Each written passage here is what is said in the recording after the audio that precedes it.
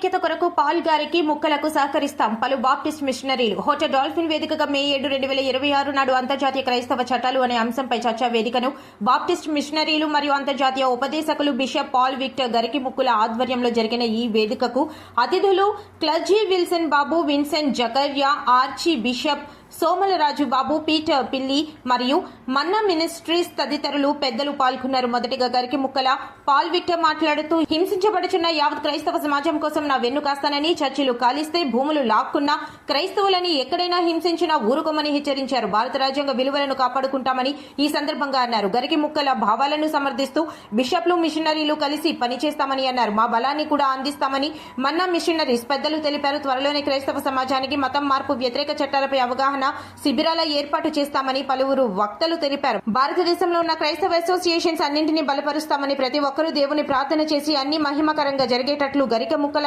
ప్రార్థనలు కోరారు. కార్యక్రమంలో Bollavarapu John Wesley, pastor James Stephen, Swaroop John Mary తదితరులు పాల్గొన్నారు. In India, as of now, 12 states have already imposed partially or totally these laws.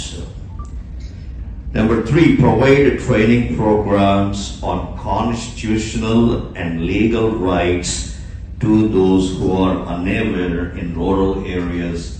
And we want to equip the pastors and Christian believers with the awareness of constitutional and legal rights as citizens of this nation, and more importantly as a Christian.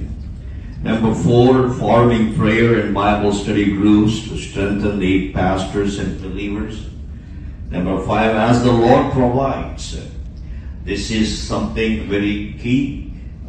Every time when we talk about faith, prayer, and finally, ultimately, what is the purpose and what is the use of having an organization? That's the point I'm coming.